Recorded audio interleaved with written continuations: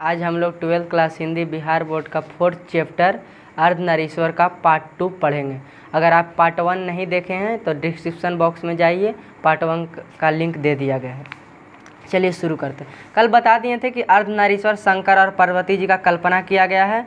बहुत सारे लोग अर्धनारीश्वर के स्त्री के बारे में अलग डिवाइड कर दें कि स्त्री के लिए ये काम है, पुरुष के लिए ये काम है। जैसे प्रेमचंद्र कह दिए हैं, काजी कहे थे कि जब पुरुष नारी का गुण लेता है तो देवता बन जाता है, किंतु नारी जब नर का गुण सीखती है तो राक्षसी बन जाती है। तो ये सब बात प्रेमचंद्र कहे हैं जो गलत है।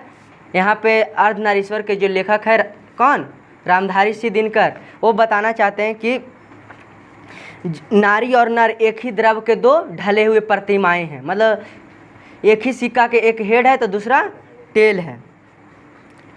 जब नर और नारी का जब अथी हुआ था उत्थान, जैसे हमारे आदि मानव में, तो दोनों आरंभ में दोनों समान थे, दोनों साथ साथ जाते थे वन में, दोनों साथ साथ भोजन लाते थे, दोनों साथ साथ बनाते थे और खाते थे।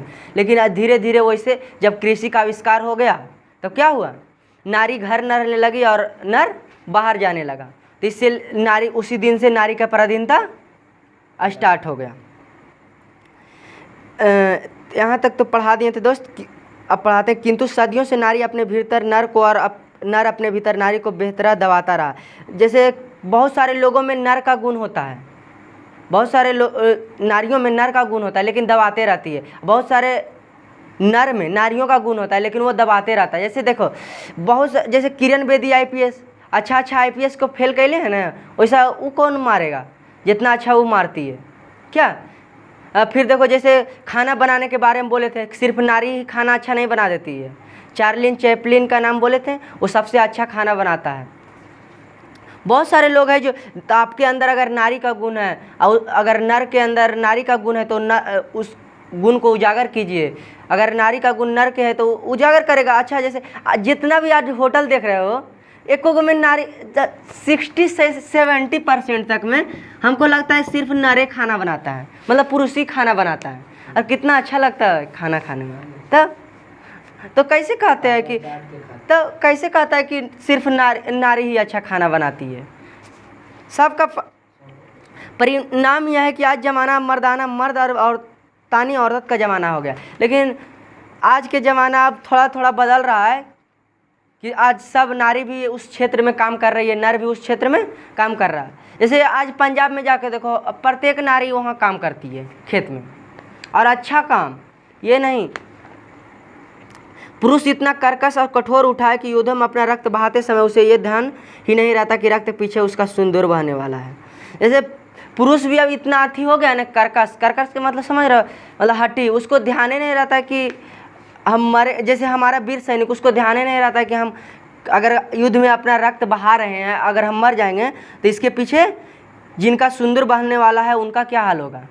वो हमारे वीर सिपाही उसे सोचते अगर सोचते तो वो जान नहीं देते। क्या सोचते हैं कि हम लोग भारत माता की सेवा में आए हैं। लेकिन जो अगर वो रक्त बहा देता है युद्ध में, तो जिसका सिंदूर बह गया है उसका क्या हाल होता होगा, सोचो जरा।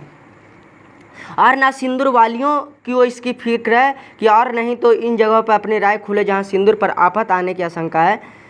ऐसे ना सिंदूर वालियों का फिक्र है, जो सिंदूर वाली है उसको भी फिक्र नहीं है कि वो युद्ध में गए हैं तो हम भी थोड़ा मेहनत करें। नहीं समझ रहे हो। जैसे आर्मी का जवान वहाँ से तो कमा के भेज रहा है, ये तो यहाँ खा रही है, लेकिन एक दिन ऐसा आएगा कि उसका डेथ हो जाएगा, तो फिर वो क्या करेगी, वो रोएगी ना। तो आज से उसको प्रयास करना चाहिए कि हम भी कुछ ना कुछ काम स्टार्ट कर दें। कौरवों की सभा में यदि संधि की वार्ता कृष्ण और दुर्योधन के बीच ना होकर कुंती और गांधारी के बीच होती तो बहुत संभव था कि महाभारत नहीं पहुँचता।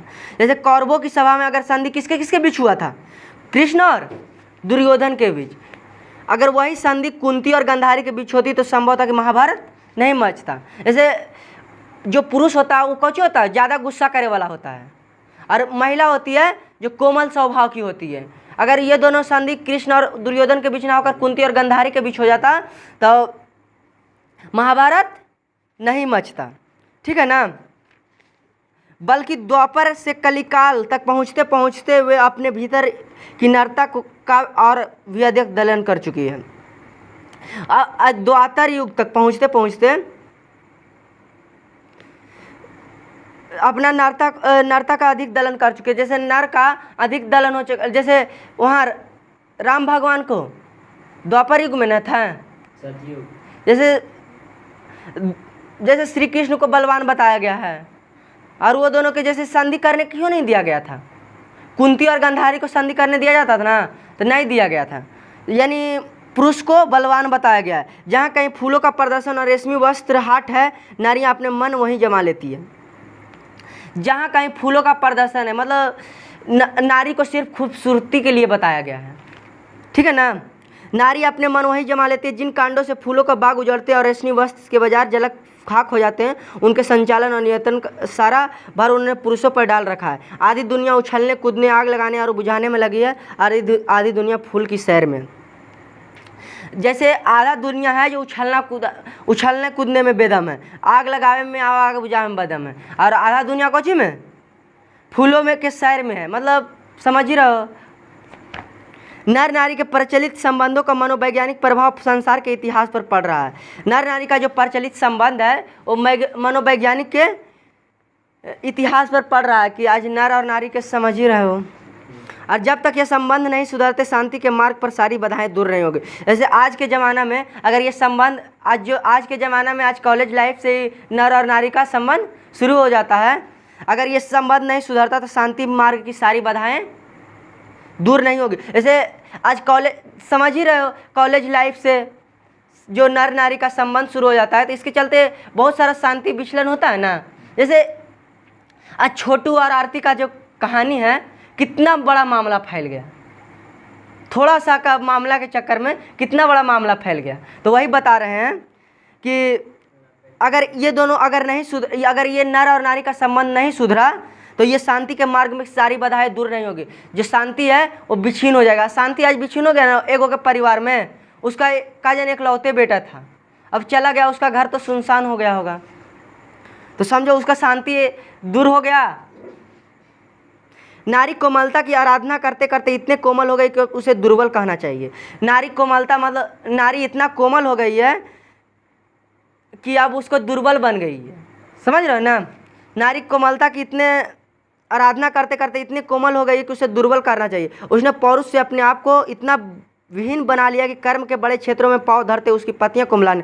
मतलब अब नारी इतना कमज़ोर हो गई है कि बड़ा क्षेत्र में कदम रखते ही वो डरने लगती, कितना बड़ा काम हम नहीं होगा, ये वाला काम पुरुष करेगा। समझ रहे हो ना। जैसे छोटा मोटा काम है तो स्त्री करेगी, और बड़ा बड़ा काम है तो पुरुष करेगा। जैसे 100 किलो का बोझा उठावेला है तो पुरुष उठाएगा। मतलब बड़ा क्षेत्र जैसे आ जाए तो पुरुष उठाएगा, और छोटा क्षेत्र स्त्री करेगी। तो ये इतना नारी विहीन बन गई, इतना कमज़ोर बन गई है कि बड़े क्षेत्रों में पाँव धरते उसकी पतियां कुमलाने लगती है। और पुरुष में कोमलता की जो प्यास है उसे नारी भली भांति शांत कर देती है। और पुरुष में जो इतना उसका कोमल भाव है कि उसका आवाज़ सुनते ही पुरुष शांति हो जाता है। फिर पुरुष अपने भीतर कोमलता का विकास क्यों करे? जब नारी से ही उसको शांति मिल ही रहा है तो वो अपने अंदर कोमलता का विकास क्यों करे? जैसे माँ बाप से पैसा मिल ही रहा है तो आप कमाने के क्या ज़रूरत है? जैसे आकाश अंबानी के क्या ज़रूरत है कमाई के, उसका अपना बाप से पैसा मिल ही रहा है। इस स्थिति से बाहर निकलने का रास्ता वह नहीं है जिसे रोमांटिक कवियों और चिंतकों से बतलाया गया। मतलब यह स्थिति से बाहर निकलने का रास्ता ये नहीं है कि जैसे प्रेमचंद्र बताए हैं, जैसे और कौन प्रसाद जी बताए, ये सब नहीं है।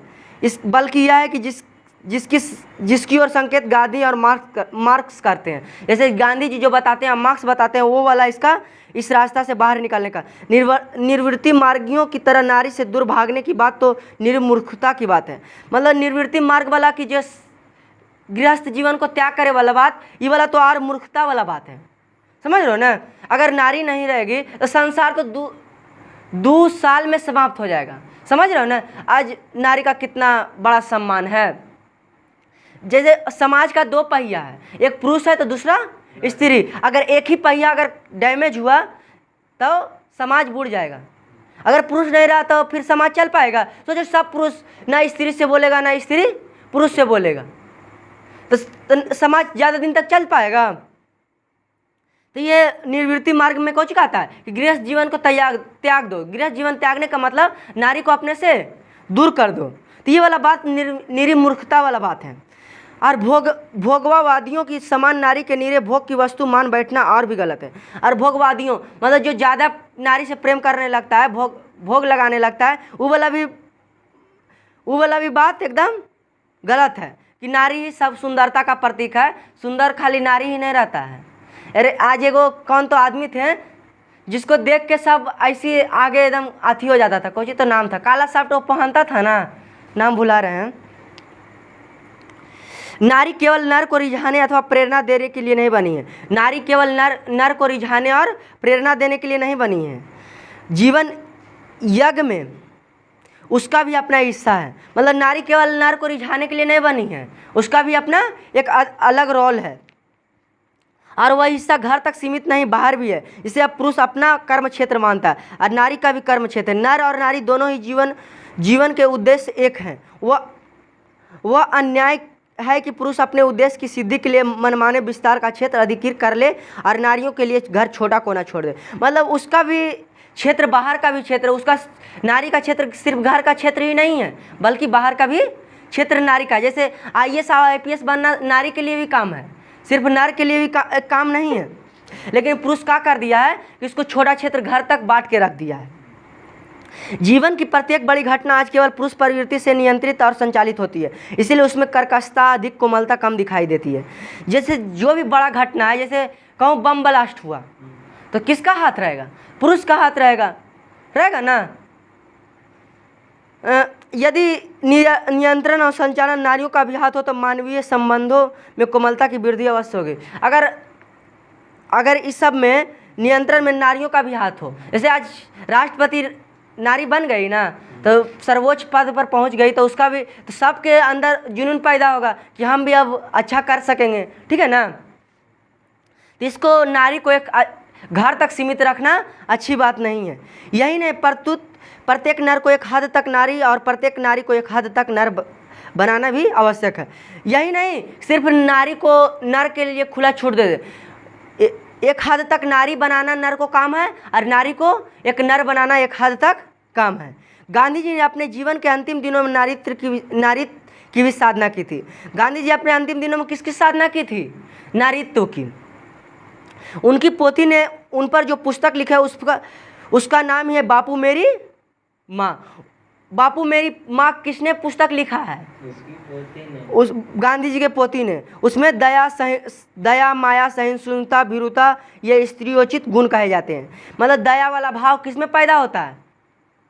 स्त्री में। माया वाला भाव, जैसे आज के ज़माना में माँ जो सबसे ज़्यादा दया करती है, माया सबसे ज़्यादा स्त्री को ही आता है।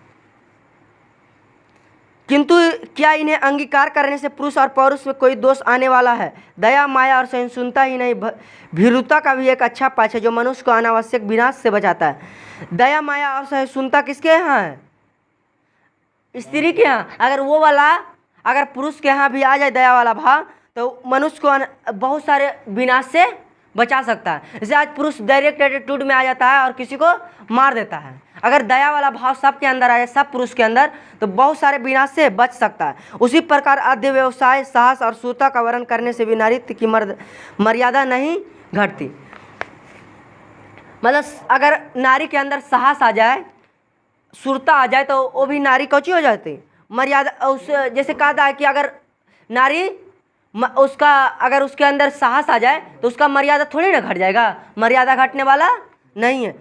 अर्धनारीश्वर केवल इसी बात का प्रतीक नहीं है, नारी और नर जब तक अलग है तब तक दोनों अधूरे हैं। अर्धनारीश्वर इसी बात का प्रतीक नहीं है कि नारी और नर जब तक अलग है तब तक दोनों अधूरे हैं, बल्कि इस बात का भी पुरुष में नारीत्व की ज्योति जगे और प्रत्येक नारी में भी पौरुष का स्पष्ट आभास हो। मतलब ये ले नहीं कि जब तक नारी और नर अलग है तब तक दोनों अधूरे हैं, ये लिए अर्धनारीश्वर नहीं लिखा गया। अर्धनारीश्वर इसलिए इसमें यह बताया गया है कि पुरुष वाला गुण नारी में जगे और नारी वाला गुण पुरुष में जगे। जैसे नारी के गुण कौन होता है? माया, सहिष्णुता, दया का भाव। अगर ये पुरुष में आ जाए तो बहुत सारे विनाश से बच सकता है। और जैसे अगर नर का गुण अगर नारी में चल जाए, जैसे साहस आ जाए उसके अंदर, तो वो भी तो इससे मर्यादा उसका कम नहीं होगा, बल्कि मर्यादा और बढ़ जाए। जैसे आज भी किरण बेदी IPS देखो ना, कितना अच्छा लगता है। मही मांगती प्राण प्राण में सजी कुसुम की क्यारी, स्वप्न स्वप्न में गुंज सत की पुरुष पुरुष में नारी। मतलब पूरा संसार प्राण प्राण में सब क्यारी में कुसुम सजा हुआ है, और स्वप्न स्वप्न सत्य गुंज रहा है कि पुरुष, प्रत्येक पुरुष में नारी का गुण आ जाए और प्रत्येक नारी में नर का गुण आ जाए। ये प्रत्येक संसार मांग रही है ऐसा। ठीक है दोस्त, आज के लिए इतना ही रहने देते हैं। ये चैप्टर आपका खत्म होता है।